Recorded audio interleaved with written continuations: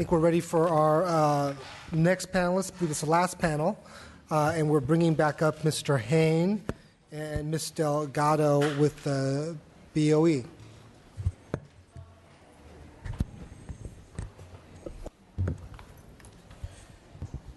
Mr. Chair. Mr. Chair, yes, I believe we're going to go ahead and start out, and then they'll be available to then go through the questions and whatnot that you're concerned about and talked about. Okay. I think let me just start right out by saying you should have received some handouts that we've distributed, and I do this just for illustration in order to get a kind of a visual as to what's available and how we do it, and particularly when some of the questions regarding the issue of return on investment when it came to the issue of outreach. So I want to kind of try to put that in a bit of perspective too. This is just a typical postcard. You see, this is an event that's happening in Ridgecrest that'll be in my district. And as you can see here, we co-sponsor these oftentimes with legislators from the area, chambers, cities that are a part of these events for us. This would be the typical business type where we would have anywhere from, depending on the community. This is a smaller community, but it could have 100 to 400 people attending. This particular flyer is one that we do. It talks about the nonprofit. And let me tell you a little bit why these are important, because this is one that it's hard for us to come up with what is a return on investment when you're trying to deal with nonprofits. These particular issues are folks trying to make sure that these nonprofits with a mission in throughout California stay in business. None of them went into business because they are experts in tax or law. They came because they have a mission. And the last thing we want to do is have them lose their mission because they didn't know about reporting or what they needed to do in that regards to that. It's interesting, as I go around and talk to the members that I overlap with in the legislature, I point these out. What would you like us to come do for you? And invariably, the first one that they want to do is, I want to do the nonprofit one. So this is one that we did, I think, a couple of weeks ago in Stockton. I think we had a couple hundred people there in Stockton on this particular issue. And let me just tell you, when I say there's no return on investment, I can say there was one of our outreach folks went out and met as a follow-up to one of these organizations, a thrift store. The thrift store, and there's a lot of confusion when it comes to nonprofits in regards to the issue of collection of sales tax. And so it turned out they went there and they found out they were supposed to collect sales tax, and then they did. So they worked through it, and actually ended up then writing the BOE and ended up writing the state of California check for $40,000. So yeah, education is a part of this, but a lot of it's just keeping them going in their mission. I also recently did 2 weeks ago or 3 weeks ago a telephone town hall with the California Association of Nonprofits. And we had about 300 people that were a part of that event. Again, talking with them, asking them their questions. How is this taxed? How is this taxed? Because again, our goal is for nonprofits is to keep them in their mission and not get distracted then by a lot of these other things. So that's that. Well, the other issues I wanted to point out is I have a letter here. And again, this is stuff, folks, that folks just forget that maybe we have to do. And that is, this is a letter that I think I'm writing this week. These are in regards to the folks that lived in Mono County and as a result of the fire that they had there. Well, under the law, they are entitled to certain events that, in terms of filing, delay of filing, those kinds of issues that we need to tell them about. And so our outreach folks then communicate then to these kind of folks who are in regards to disasters to make sure that they are fully prepared. When there is a disaster, we send a team up to those areas that actually sit there and work. And I don't know if you remember, but last summer we lost a half a city in my district, Weed, where the fire came through, and not only was it residential, but took out a lot of the city. And so we work with the other agencies to go up there. And so this is just an example of outreach we do there. The other outreach that we do, and here's one that Chairman Horton and I just did in regards to VICA, or in regards to income tax preparation. And again, helping folks understand what it is and how it is, how to fill out that income tax. A lot of the people who would then staff this are BOE volunteers who come and help at this point. And so we have the privilege of sponsoring events like this that are outreach, that are basically no return on investment on these, but certainly return on investment in terms of the people of California.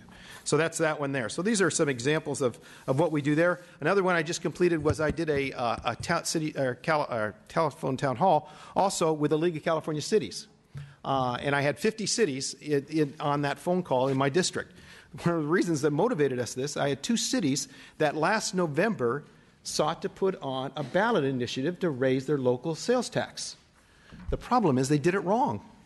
And as a result of that, it passed, but they were unable to collect the tax. And so we were concerned about that. So we began working with the League of California Cities, how it is that we can do, how we can partner with them to make sure that they get the language right when they take this issue to their people. So again, not a return on investment in that sense, but it was certainly important to those cities to talk about that in general. The last thing I wanted to mention was this graph that I've got here. It's a very simple graph, and it talks about the issue of voluntary compliance, and you see it's at 98% straight line. The thing I wanted to illustrate is permits, and you'll see that number moves, and that's an important part of our outreach. One of the importance for our outreach is realizing that the numbers change with new programs, with people taking on a new permit, businesses closing up, and a constant part of communication. And it's an effective outreach program that allows that line to then stay steady. Because if we weren't doing that, I think for sure we would see decrease. Let me just talk about the two issues of the dips. The one dip was the result of a qualified purchaser, which was a use tax effort. And we ended up paring that down a little bit, and that's why you'll see a dip in the number there. And then you'll see this big increase. That's fire fee. And because all of a sudden we were now committed to have to communicate to all those fire fee people. And then you'll see that going down because when we found out about fire fee, we found out that the SRAs were not that clear. So a lot of people who got bills shouldn't have gotten bills. And so a big part of our outreach was efforts that way to clarify those issues. So I think the thing that I appreciate about what we do is that we're able to do a lot of new programs. The legislature gives us some of it's just change, some of it's just turnover in regards to businesses. And at the end of the day, we're able then to maintain a constant issue in regards to the issue of voluntary compliance. Thank you, Mr. Chair. So I'm just going to add just a couple of things. I started on January 3rd, and I also had one nonprofit seminar in my district, as well as actually two, including today. I wasn't able to be there, and then one nonprofit seminar. And I have to say that I was impressed with the turnout.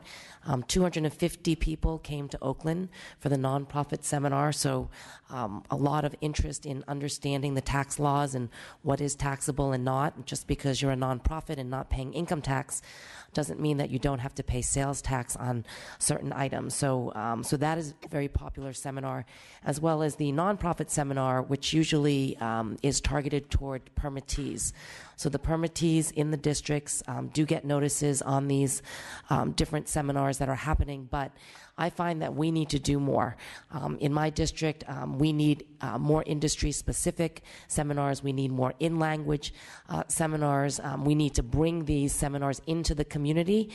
Some people, business owners, cannot take off during the day, and we need to do it at night or on the weekends, and so I am experimenting with these models as well. And I see two of my legislators in my district. If you find a specific need in your constituent base, please let me know.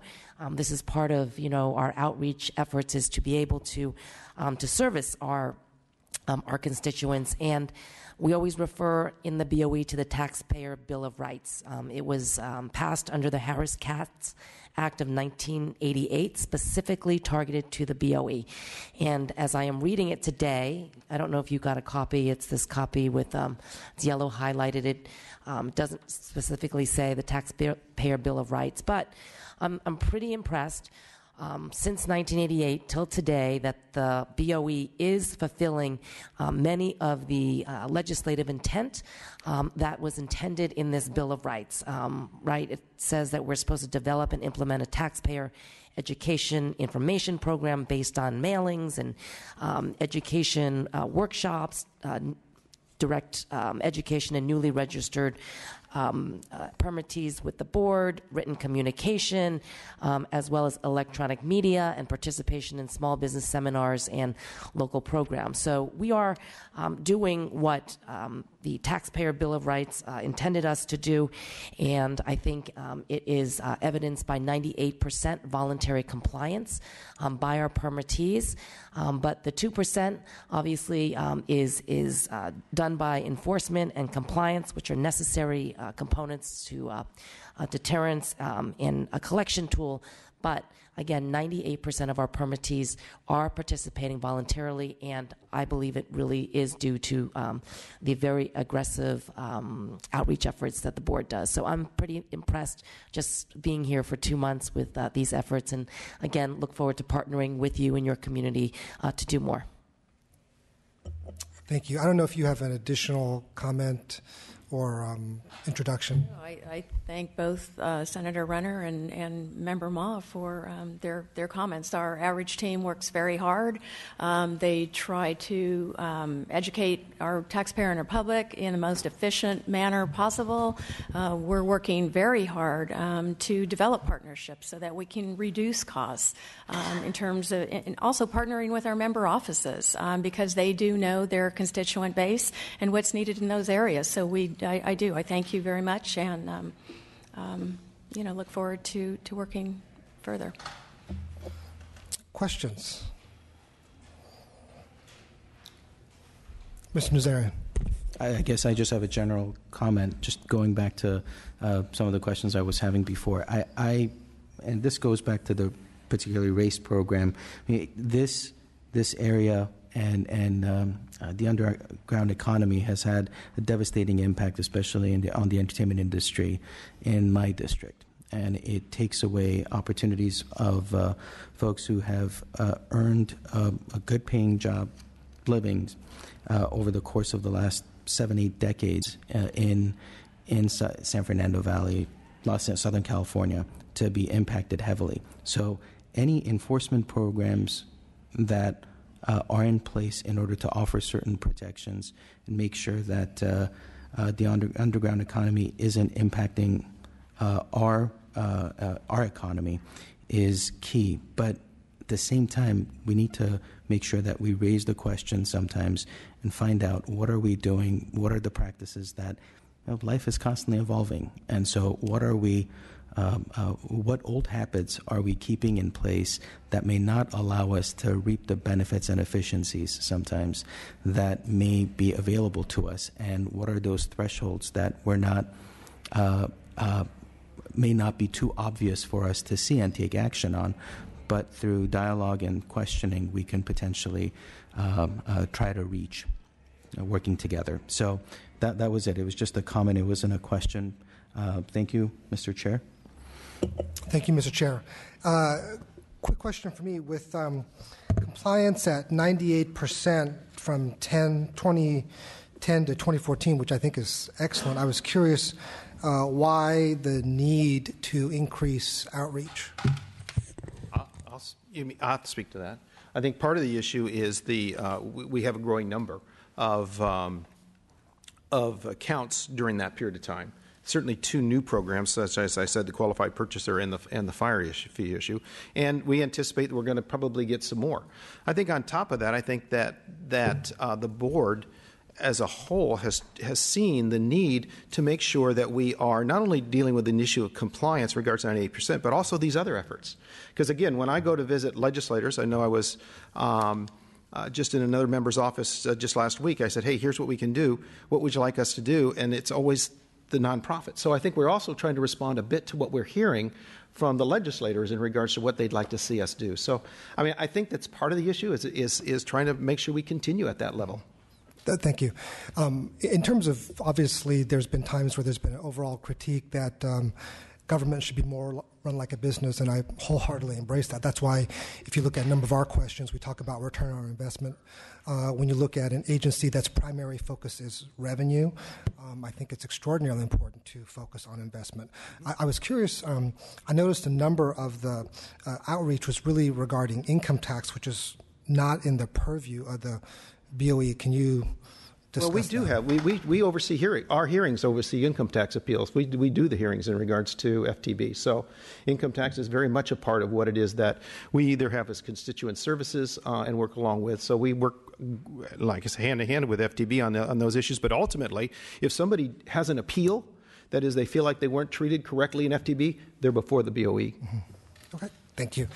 My last question was really just regarding the percent of the budget. I wasn't sure if this was accurate or not, but it said that 1/3, Sorry, 1/3 of a percent. So it's not 1/3 of the budget. It's No, it's 1/3 of 1. I saw that when I first saw that. I said, whoa, what's that? It's 1/3 of 1%. That's why I was surprised. Okay. So it's not 1/3 of 1%. So, okay. Yeah. Thank you.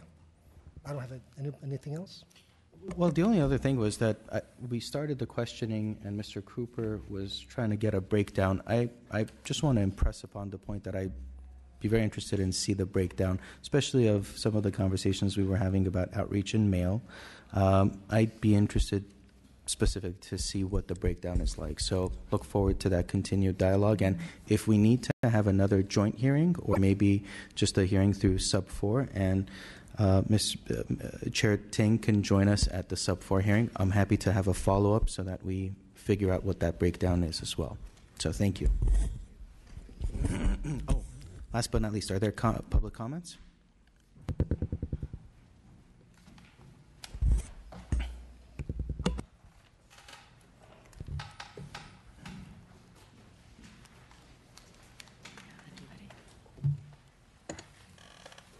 Good afternoon. Frank Furchek from First Five, California. I'd like to speak to the supplemental report that was discussed in Panel 2.